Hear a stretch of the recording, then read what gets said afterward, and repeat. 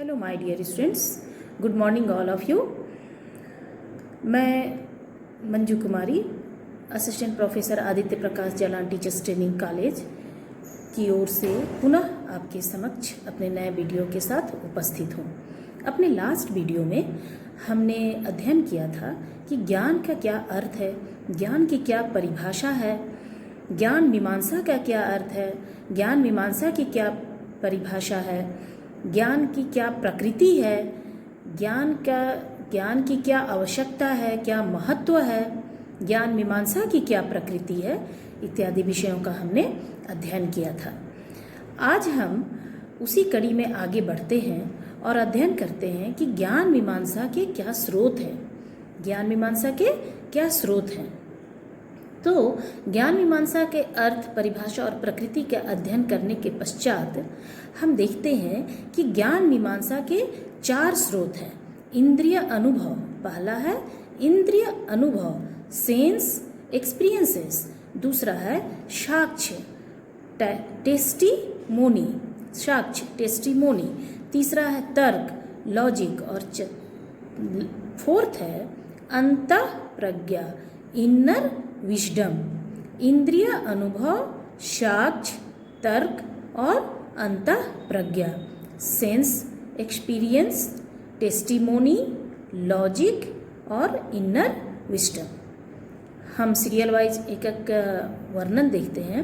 इंद्रिय अनुभव, जैसा कि नाम से ही क्लियर होता है, इंद्रिय जो हमारे सेंस ऑर्गन्स है उसका अनुभव। हमारे 5 सेंस ऑर्गन्स है, आप सभी जानते हैं कि हमारे 5 सेंस ऑर्गन्स है। तो भौतिक जगत की समस्त वस्तुओं का ज्ञान मानव को इंद्रियों के द्वारा होता है। भौतिक जगत के समस्त वस्तुओं का ज्ञान मानव को इंद्रियों के द्वारा ही होता है। हमारी इंद्रियों के संपर्क में वस्तु के आने पर उसके स्वरूप एवं विशेषताओं का ज्ञान होता है। यह कार्य एक विशेष प्रकार की संवेदनशीलता के कारण होता है। जैसे सर्वप्रथम हम जब शेर को देखते हैं तो आँखों के माध्यम से हमें शेर के स्वरूप का ज्ञान होता है, और जब शेर गर्जना करता है तो कानों के, ये हमारा दूसरा सेंस ऑर्गन्स है, तो कानों के माध्यम से हमें पता चलता है कि शेर किस प्रकार गरजता है। क्या समझे कि जब हमारे 5 सेंस ऑर्गन्स है, जब हम शेर को देखते हैं तो आँखों के माध्यम से हमें पता चलता है कि शेर का कैसा स्वरूप है, और जब शेर गरजता है तो हमें कानों के अपने श्रवण इंद्रियों से हमें पता चलता है कि शेर किस प्रकार गरजता है। दूसरे शब्दों में प्रत्यक्षीकरण के द्वारा हमको वस्तुओं का ज्ञान होता है। अतः प्रत्येक वस्तु के ज्ञान के लिए इंद्रियों का महत्वपूर्ण स्थान है। दूसरा है साक्ष्य, टेस्टिमोनी, साक्ष्य। जब अन्य व्यक्ति द्वारा प्रदत्त ज्ञान को प्रमाण के रूप में स्वीकार कर लिया जाता है और उसको सत्य मानकर ज्ञान प्राप्त किया जाता है, तो इस प्रकार के ज्ञान को हम टेस्टिमोनी कहते हैं।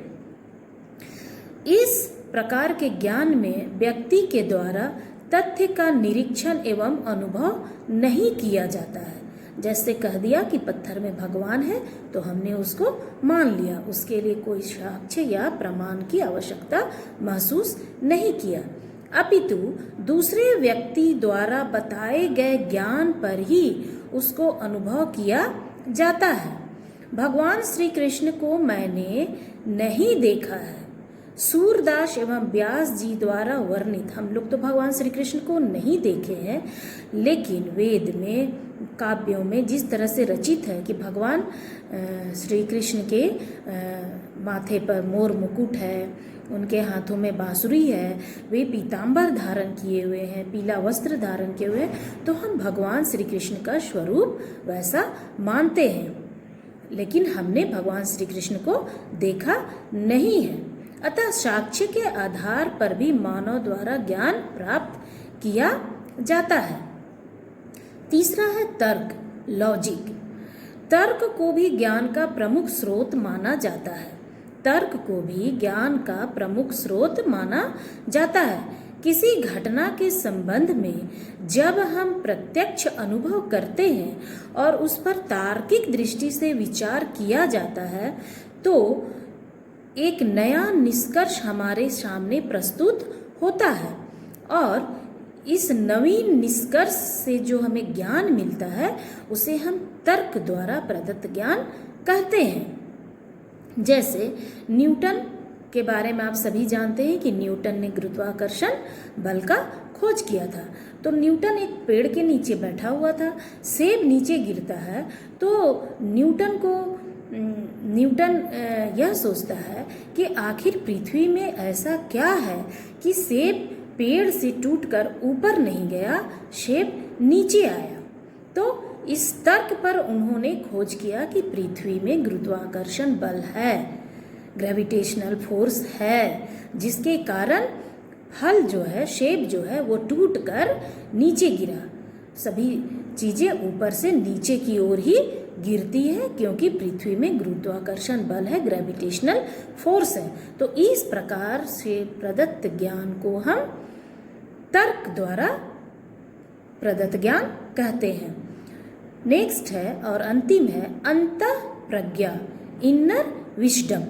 इस प्रकार के ज्ञान में एक विश्वास निहित होता है।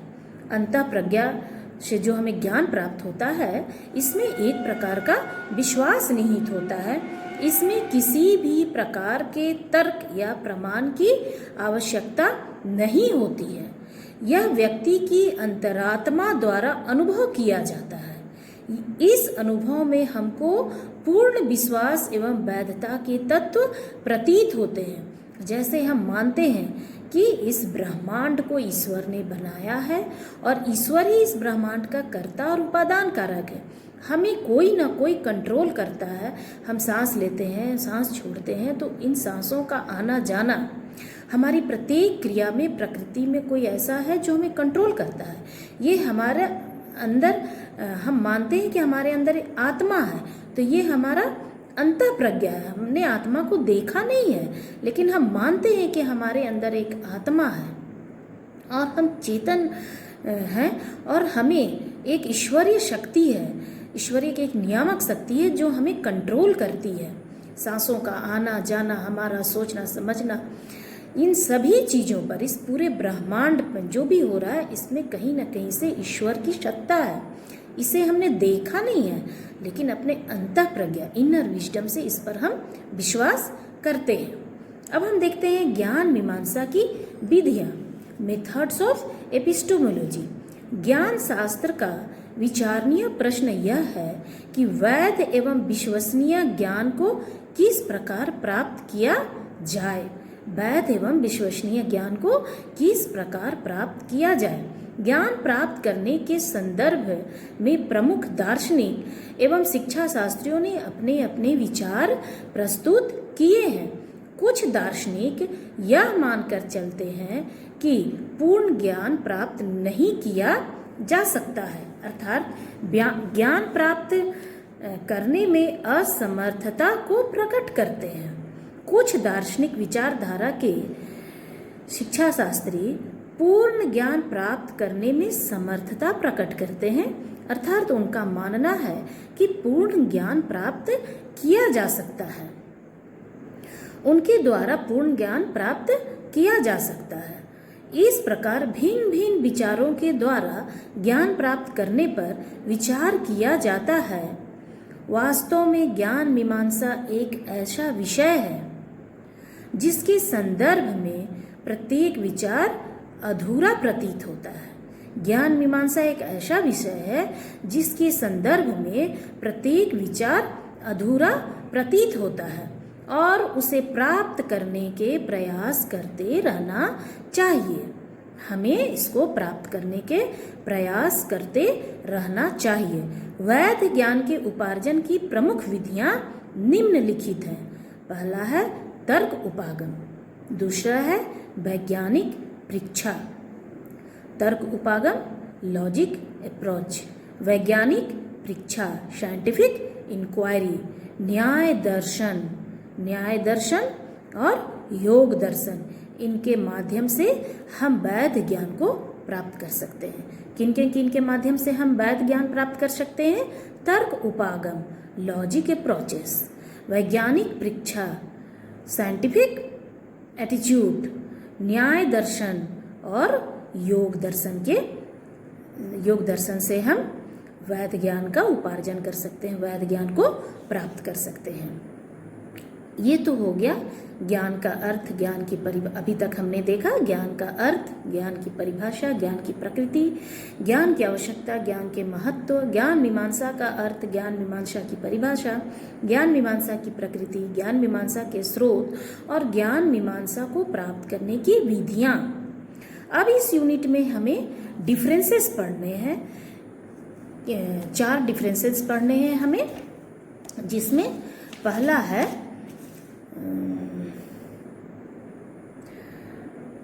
है नॉलेज एंड इंफॉर्मेशन, दूसरा है नॉलेज एंड स्कूल है पहला, दूसरा है टीचिंग एंड ट्रेनिंग, तीसरा है नॉलेज एंड इंफॉर्मेशन और चौथा है रीजन एंड बिलीफ। तो हम सबसे पहले देखते हैं टीचिंग एंड ट्रेनिंग। टीचिंग और ट्रेनिंग में क्या डिफरेंस है हम देखते हैं। टीचिंग और ट्रेनिंग में क्या डिफरेंस है हम सबसे पहले इसी को देखते हैं। जैसा कि नाम से ही है टीचिंग का मतलब क्या हुआ?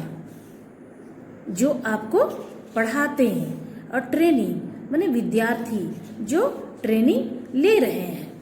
तो प्रायः हम लोगों को कहते सुनते हैं कि राम मोटर चलाने का प्रशिक्षण ले रहा है, फलाना पायलट का प्रशिक्षण ले रहा है, किसी लड़की के बारे सुनते हैं कि वो सिलाई सीख रही है यानी प्रशिक्षण ले रही है। तो इसी प्रकार प्रशिक्षण से संबंधित और भी कई प्रशिक्षण की चर्चा हम सुनते हैं। यदि इस प्रकार के कथनों का हम विश्लेषण करें तो प्रशिक्षण के संबंध में हमें 2 तथ्य स्पष्ट होते हैं। प्रशिक्षण के संबंध में हम देखते हैं कि 2 तथ्य हैं।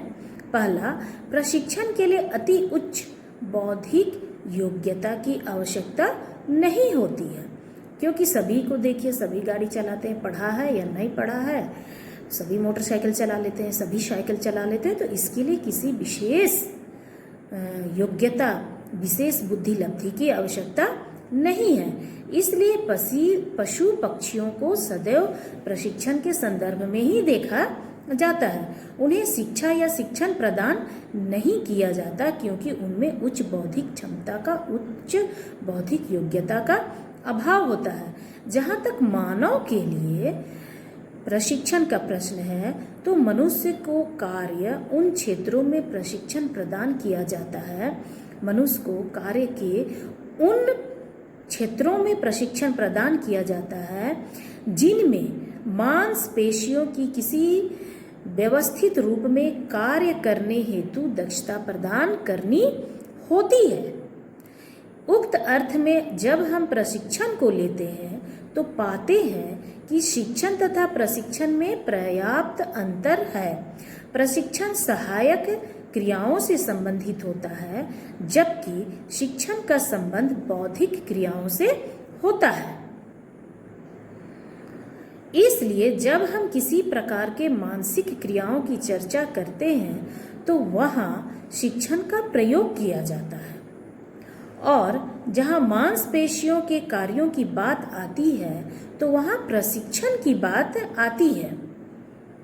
इसलिए हम यह नहीं कह सकते हैं कि छात्र गणित या इतिहास या मनोविज्ञान में प्रशिक्षण ले रहा है।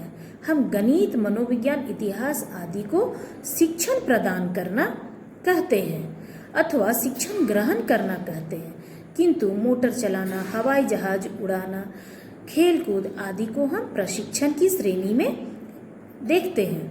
मोटर जहाज आदि चलाने के लिए मांसपेशियां तथा अंगों के व्यवस्थित संचालन की आवश्यकता होती है, इसलिए उसे हम प्रशिक्षण की श्रेणी में रखते हैं। शिक्षण और प्रशिक्षण में एक अंतर यह भी है कि शिक्षण छात्र के व्यक्तित्व के कई पक्षों तथा आयामों को प्रभावित करता है, इसका स्पष्ट प्रभाव बालक की मानसिक प्रक्रियाओं तथा उनके विकास पर पड़ता है, जबकि प्रशिक्षण केवल एक पक्षीय है।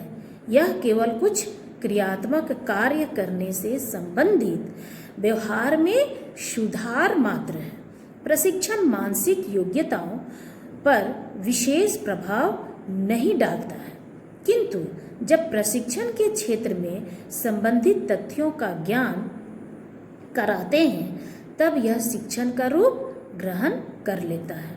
अब हम शिक्षण और प्रशिक्षण का पॉइंट वाइज डिफरेंस देखते हैं। एक तरफ आप शिक्षण को लीजिए और एक तरफ प्रशिक्षण को लीजिए। मैं पहले शिक्षण के लिए बोलूँगी, फिर प्रशिक्षण के लिए बोलूँगी। यदि आपको नोट करना है तो नोट कीजिए। एक तरफ पहले मैं शिक्षण के लिए बोलूँगी, फिर प्रशिक्षण के लिए बोलूँगी। डिफरेंस कभी भी एग्जाम में यदि आए तो उसका आप 2 कॉलम बनाइए। एक तरफ शिक्षण लिखिए, एक तरफ प्रशिक्षण लिखिए।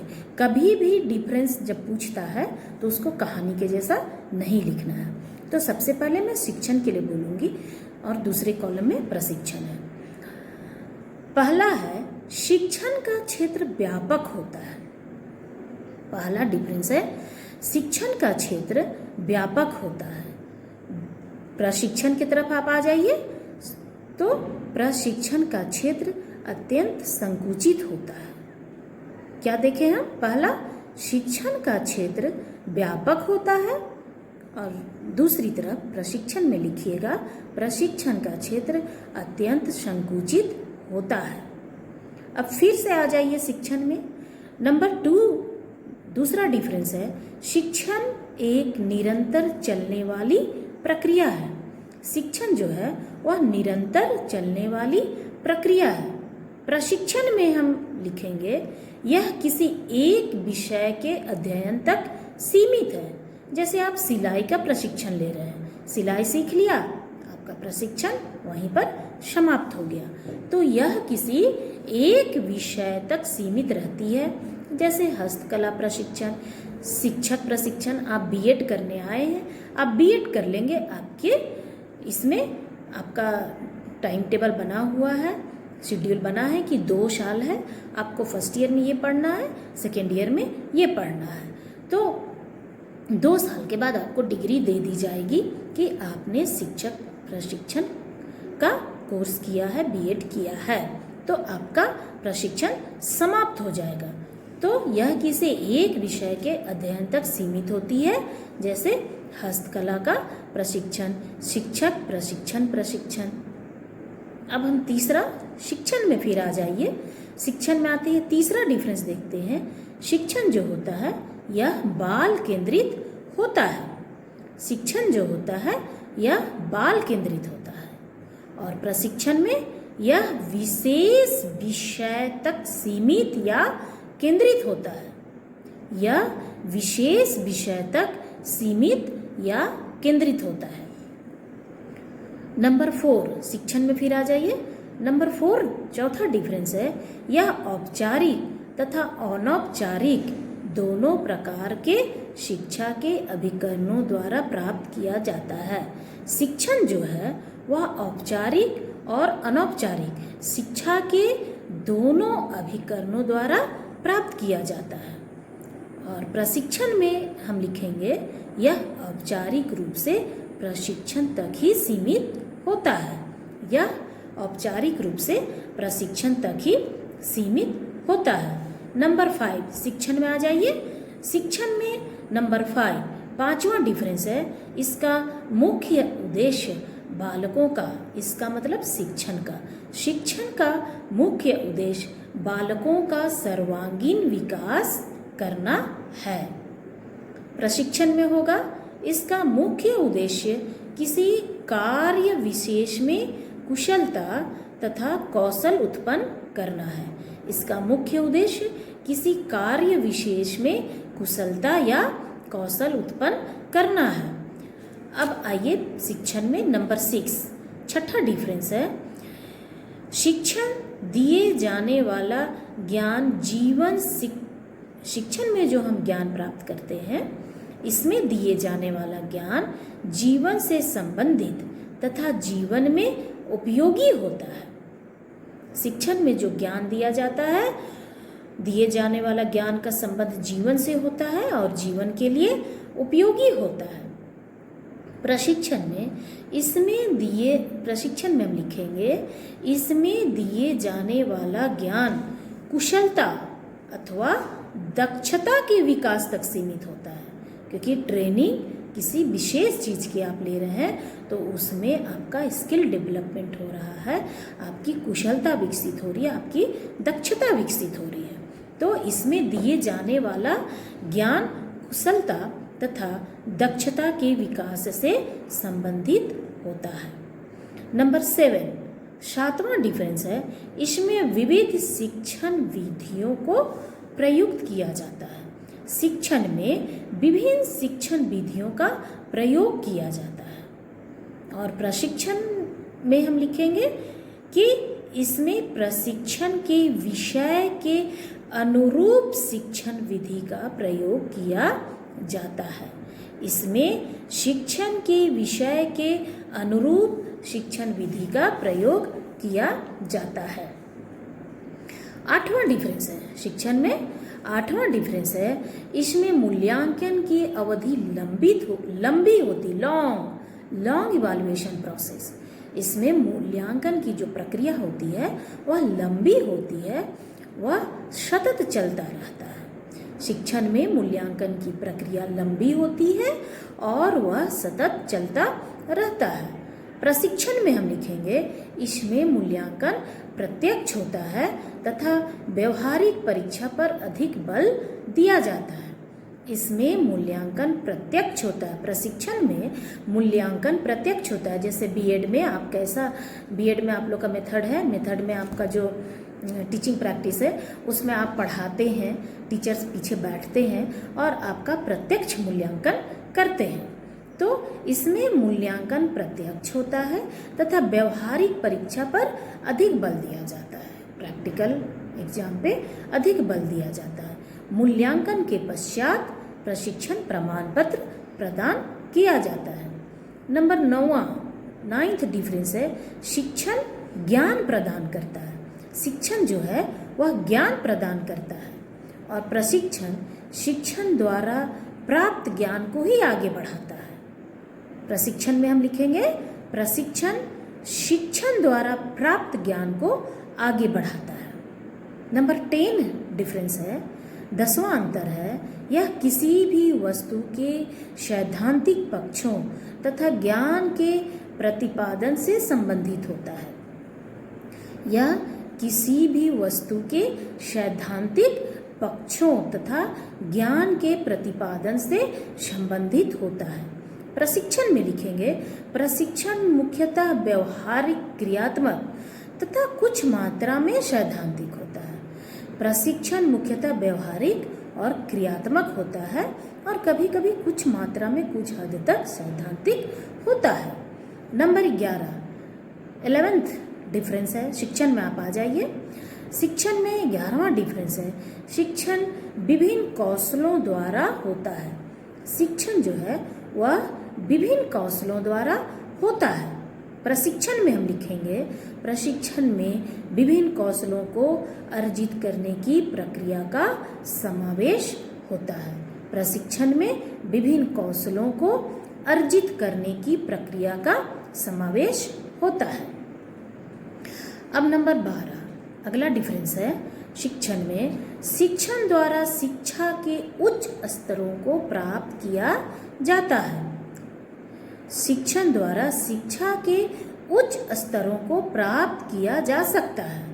प्रशिक्षण में लिखेंगे, प्रशिक्षण द्वारा व्यक्ति को शिक्षा के उच्च स्तरों पर नहीं ले जाया जा सकता है, क्योंकि जिस चीज़ की ट्रेनिंग में आपने एडमिशन लिया है, ट्रेनिंग खत्म, आपका प्रशिक्षण भी खत्म। लेकिन शिक्षण जो है वो जीवन पर्यंत चलता रहता है और शिक्षण के द्वारा शिक्षा के उच्च पदों को प्राप्त किया जा सकता है, उच्च स्तरों को प्राप्त किया जा सकता है, परंतु प्रशिक्षण द्वारा व्यक्ति को शिक्षा के उच्च स्तरों पर नहीं ले जाया जा सकता है।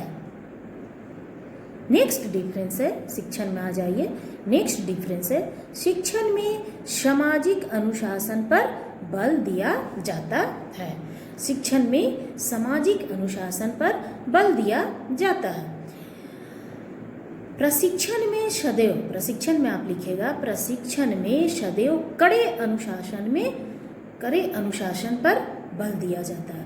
कोई भी ट्रेनिंग जो होती है उसमें डिसिप्लिन का बहुत ख्याल रखा जाता है।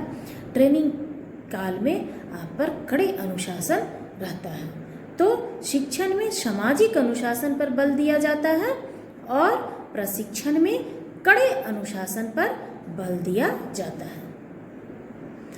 नेक्स्ट डिफरेंस है, शिक्षण में आ जाइए।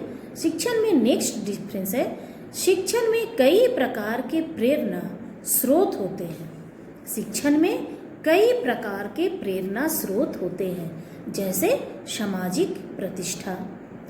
प्रशिक्षण में प्रेरणा स्रोत आर्थिक पक्ष होता है। शिक्षण में कई प्रकार के प्रेरणा स्रोत होते हैं, जैसे सामाजिक प्रतिष्ठा, पारिवारिक प्रतिष्ठा।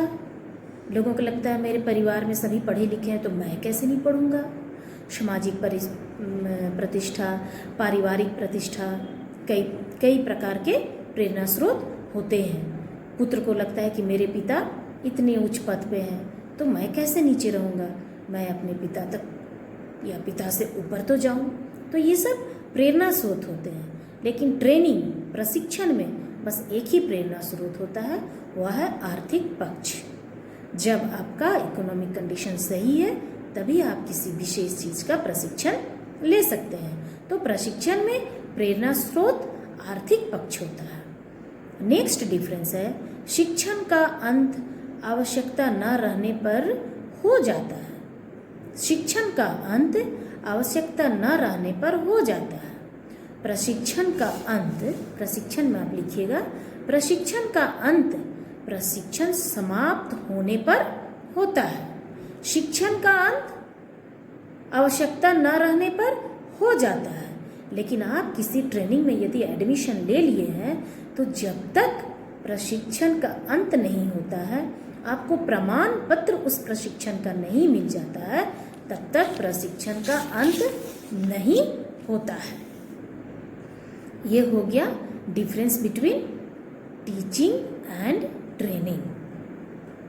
अब हम देखते हैं difference between knowledge and school. Difference between knowledge and school. पहला डिफरेंस हम देखें टीचिंग एंड ट्रेनिंग। दूसरा डिफरेंस हम देखते हैं नॉलेज एंड स्कूल। यहाँ स्कूल से तात्पर्य एजुकेशन से है, इसलिए हो सकता है मैं स्कूल की जगह एजुकेशन शब्द का प्रयोग करूं, तो आप घबराएंगे नहीं। नॉलेज एंड एजुकेशन, एग्जाम में अगर आपको लिखता है difference between knowledge and school, तो जो अभी हम बताएंगे इसी आंसर को आपको लिखना है। या लिखता है difference between knowledge and education, तो भी आप इसी डिफरेंस को लिखेंगे। यहाँ स्कूल और एजुकेशन दोनों एक दूसरे के पर्याय हैं, पूरक हैं। ठीक, अब एक तरफ हम लिखते हैं शिक्षा, एजुकेशन या स्कूल, एक तरफ नॉलेज। दो कॉलम बनाएंगे। पहला कॉलम में हम लिखेंगे शिक्षा या स्कूल, एजुकेशन या स्कूल, शिक्षा या विद्यालय। दूसरी तरफ के कॉलम में हम लिखेंगे ज्ञान, नॉलेज। तो पहला डिफरेंस शुरू करते हैं।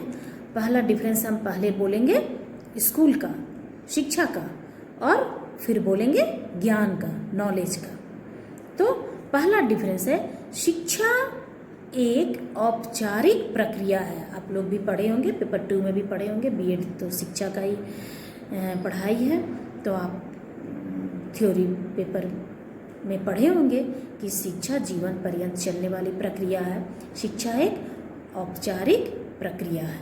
तो पहला डिफरेंस है शिक्षा या स्कूल, क्योंकि स्कूल में ही हम जाते हैं शिक्षा प्राप्त करने, तो यहाँ स्कूल का के लिए मैंने शिक्षा शब्द का इस्तेमाल किया है। तो शिक्षा एक औपचारिक प्रक्रिया है जो कि विद्यालय में निश्चित नियमों, विधियों एवं सिद्धांतों के आधार पर संपन्न की जाती है। पहला है, शिक्षा एक औपचारिक प्रक्रिया है जो विद्यालय में निश्चित नियमों, विधियों एवं सिद्धांतों के आधार पर संपन्न की जाती है। और ज्ञान में हम लिखेंगे पहला डिफरेंस, ज्ञान एक अनौपचारिक प्रक्रिया है। ज्ञान जो है वह एक अनौपचारिक प्रक्रिया है जिसे किसी भी स्थान पर किसी भी रूप में प्राप्त किया जा सकता है। ज्ञान एक अनौपचारिक प्रक्रिया है जिसे किसी भी रूप में किसी भी स्थान पर प्राप्त किया जा सकता है। दूसरा डिफरेंस है, अब फिर से आप इस तरफ आ जाइए जिधर आपने शिक्षा या स्कूल लिखा है, एजुकेशन या स्कूल, उस तरफ आ जाइए। दूसरा डिफरेंस है, शिक्षा शिक्षक के द्वारा प्रदान की जाती है। शिक्षा जो है वह शिक्षक के द्वारा प्रदान की जाती है। बिना शिक्षक के शिक्षा नहीं प्राप्त कर सकता है। शिक्षा देने के लिए किसी न किसी शिक्षक की आवश्यकता होती है। तो शिक्षा शिक्षक के द्वारा प्रदान की जाती है। ज्ञान में आप लिखेंगे, ज्ञान किसी भी व्यक्ति द्वारा प्रदान किया जा सकता है। ज्ञान किसी भी व्यक्ति के द्वारा प्रदान किया जा सकता है। तीसरा डिफरेंस है, आ जाइए इस तरफ। तीसरा डिफरेंस है, शिक्षा के लिए विविध प्रकार के संस्थाओं की स्थापना की गई है। शिक्षा के लिए विविध प्रकार के संस्थाओं की स्थापना की गई है, जैसे प्राथमिक विद्यालय, मध्य विद्यालय, उच्च विद्यालय, महाविद्यालय। और ज्ञान की तरफ हम लिखेंगे, ज्ञान के लिए किसी भी प्रकार की संस्थाओं का गठन नहीं किया गया है। ज्ञान को रुचि एवं आवश्यकता के अनुरूप व्यक्ति स्वतः ही प्राप्त करने का प्रयास करता है। ज्ञान के लिए किसी भी प्रकार की संस्थाओं का गठन नहीं किया गया है। ज्ञान व्यक्ति अपनी रुचि एवं आवश्यकता के अनुरूप स्वतः ही प्राप्त करने का प्रयास करता है। चौथा डिफरेंस है, आ जाइए इस तरफ, शिक्षा या स्कूल की तरफ। चौथा डिफरेंस है, अच्छी शिक्षा के माध्यम से ज्ञान की प्राप्ति संभव है। अच्छी शिक्षा के माध्यम से ज्ञान की प्राप्ति संभव है। जैसे भारतीय शिक्षा में आदर्शवादी मूल्यों एवं संस्कृति का ज्ञान प्राप्त होता है। जैसे भारतीय शिक्षा में आदर्शवादी मूल्यों एवं संस्कृति का ज्ञान हमें प्राप्त होता है। नॉलेज की तरफ हम लिखेंगे, ज्ञान की तरफ हम लिखेंगे, ज्ञान के लिए शिक्षा आवश्यक है, परंतु शिक्षा के लिए किसी ज्ञान की आवश्यकता नहीं है, वरन विषय वस्तु संबंधी साक्षरता आवश्यक है। ज्ञान विषय वस्तु संबंधी ज्ञान के लिए विषय वस्तु संबंधी ज्ञान आवश्यक है। एक बार और सुनिएगा, ज्ञान के लिए शिक्षा आवश्यक है, परंतु शिक्षा के लिए किसी ज्ञान की आवश्यकता नहीं है, वरन विषय वस्तु संबंधी साक्षरता आवश्यक है। ज्ञान विषय वस्तु संबंधी ज्ञान आवश्यक है। नेक्स्ट डिफरेंस हम देखते हैं, पांचवा डिफरेंस है, शिक्षा की व्यवस्था में परिवर्तन किया जा सकता है। शिक्षा की व्यवस्था में परिवर्तन किया जा सकता है। जैसे प्राचीन काल में, वैदिक काल में शिक्षा विद्यार्थी क्या करते थे, गुरु आश्रम में जाते थे, गुरु आश्रम में रहते हुए गुरुकुल में रहते थे और शिक्षा प्राप्त करते थे। परंतु कालांतर में परिवर्तन होते गया और आज क्या है, कि एक संस्थापित संस्था है जिसे हम विद्यालय कहते हैं, स्कूल कहते हैं, कॉलेज कहते हैं। वहाँ बालक जाते हैं, वहाँ शिक्षक आते हैं और एक टाइम पीरियड, एक लिमिट टाइम के अंदर शिक्षा लेन देन होता है, ग्रहण होता है और छुट्टी होती है। एक लिमिट टाइम के बाद स्कूल का समय समाप्त हो जाता है और शिक्षक और विद्यार्थी दोनों अपने अपने घरों को चले जाते हैं।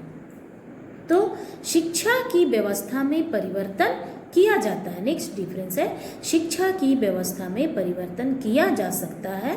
जैसे प्राचीन काल में शिक्षा शिक्षक केंद्रित थी, गुरुकुल में बच्चे जाते थे तो वो शिक्षक केंद्रित थी, और आज जो शिक्षा है वह बाल केंद्रित है।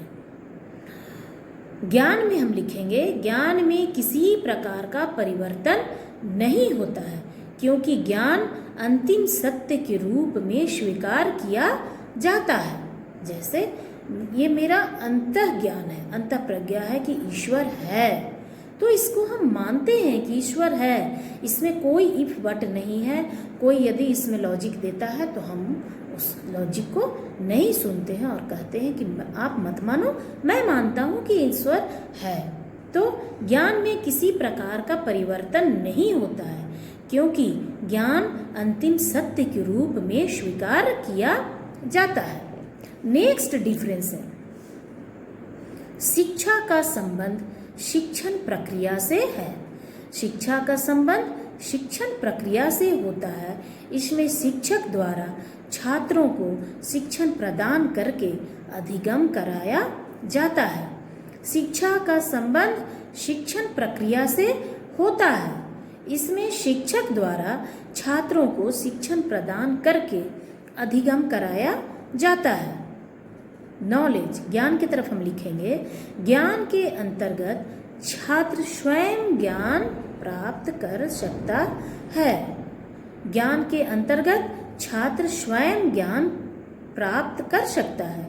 यह अधिगम आधारित प्रक्रिया मानी जाती है। यह अधिगम आधारित प्रक्रिया मानी जाती है। नेक्स्ट डिफरेंस है, शिक्षा का क्षेत्र सीमित होता है।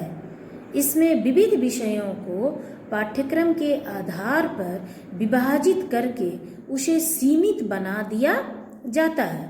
शिक्षा का क्षेत्र सीमित होता है। इसमें विविध विषयों को पाठ्यक्रम के आधार पर विभाजित करके इसे सीमित बना दिया जाता है। ज्ञान में हम लिखेंगे, ज्ञान का क्षेत्र व्यापक होता है। इसमें किसी प्रकार की विषय वस्तु को सम्मिलित करते हुए इसके लिए कोई पाठ्यक्रम तैयार नहीं किया जाता है। नेक्स्ट डिफरेंस है, शिक्षा के माध्यम से व्यक्ति रोजगार प्राप्ति का प्रयास करता है। नेक्स्ट डिफरेंस है, शिक्षा के माध्यम से व्यक्ति रोजगार प्राप्ति का प्रयास करता है। इसी कारण आज यांत्रिकी शिक्षा एवं चिकित्सकीय शिक्षा को महत्वपूर्ण स्थान दिया गया है। यांत्रिकी मतलब इंजीनियरिंग, चिकित्सकीय मतलब मेडिकल। हर व्यक्ति चाहता है कि मेरा बेटा डॉक्टर इंजीनियर बने, तो इसी कारण आज यांत्रिकी शिक्षा एवं चिकित्सकीय शिक्षा को महत्वपूर्ण स्थान दिया गया है। दूसरी तरफ ज्ञान की तरफ हम लिखेंगे, ज्ञान का रोजगार से कोई संबंध नहीं होता है। ज्ञान का रोजगार से कोई संबंध नहीं होता है। ज्ञान प्राप्ति का उद्देश्य व्यक्ति की स्वयं की इच्छा एवं रुचि पर निर्भर करता है।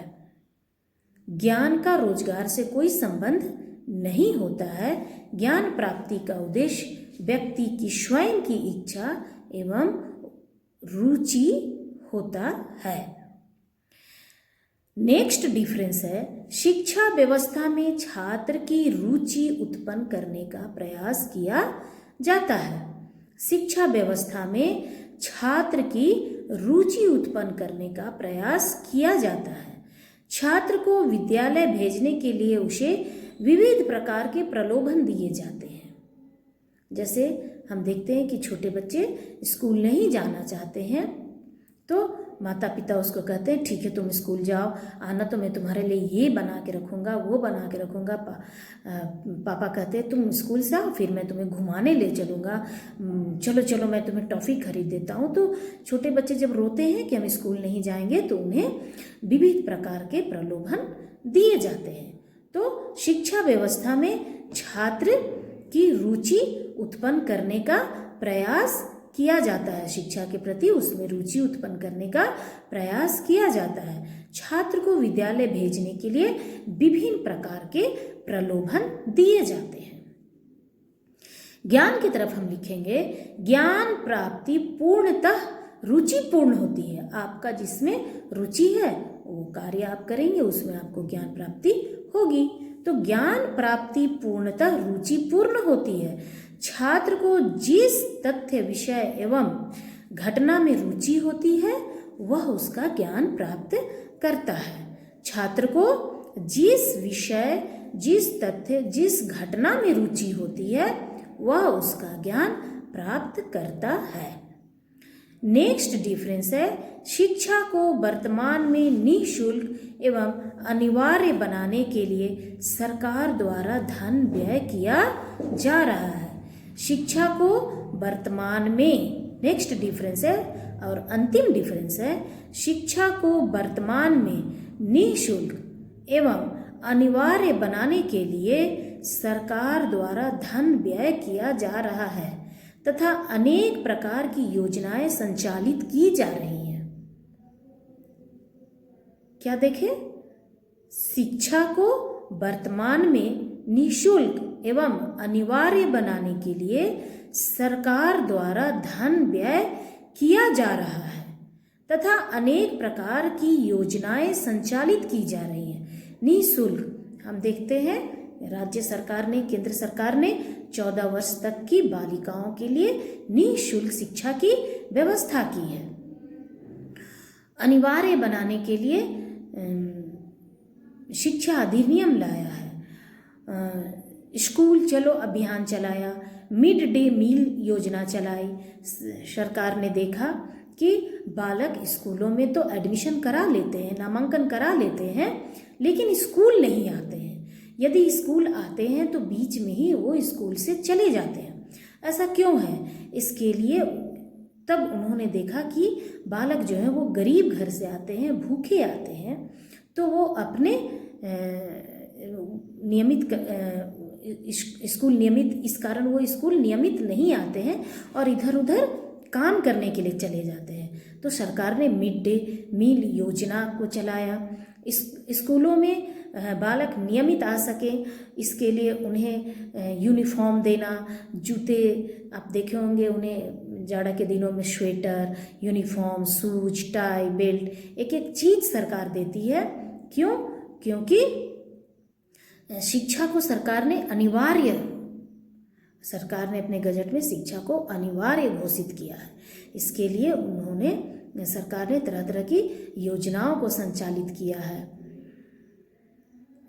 स्कूलों में, स्कूल अपने प्रखंड से दूर है, अपने ब्लॉक से दूर है, तो इसके लिए उन्होंने साइकिल वितरण योजना चलाई।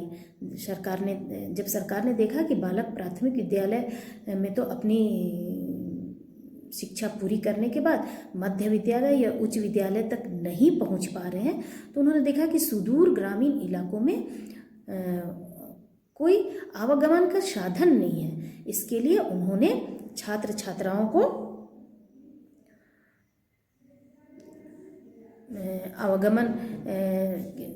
आवागमन की सुविधा नहीं है, तो छात्र छात्राएं स्कूल तक पहुंच सके, इसके लिए सरकार ने साइकिल योजना चलाई, साइकिल वितरण किया।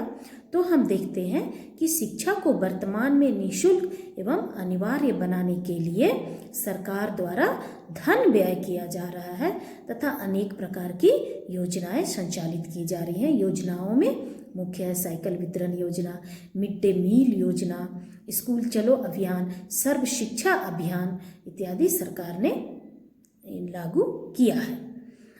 ज्ञान की तरफ हम लिखेंगे, ज्ञान प्राप्ति के लिए सरकार द्वारा किसी भी प्रकार की नीति एवं योजना का निर्माण नहीं किया गया है। ज्ञान प्राप्ति के लिए सरकार द्वारा किसी भी प्रकार की नीति या योजना का निर्माण नहीं किया गया है, न ही किसी प्रकार का धन व्यय किया जाता है। तो ये हो गया difference between knowledge and education, difference between knowledge and school या एजुकेशन। तो आज हमने दो डिफरेंस देखा, टीचिंग एंड ट्रेनिंग, शिक्षण और प्रशिक्षण, और दूसरा देखा शिक्षा और ज्ञान, नॉलेज एंड एजुकेशन में डिफरेंस देखा। तो बच्चों आज के लिए इतना ही। अपने अगले वीडियो में हम और दो डिफरेंस को देखेंगे जो आपके सिलेबस में आपको पढ़ना है, उनको हम देखेंगे। आज के लिए इतना ही। आशा करती हूँ कि आपको समझ में आया होगा।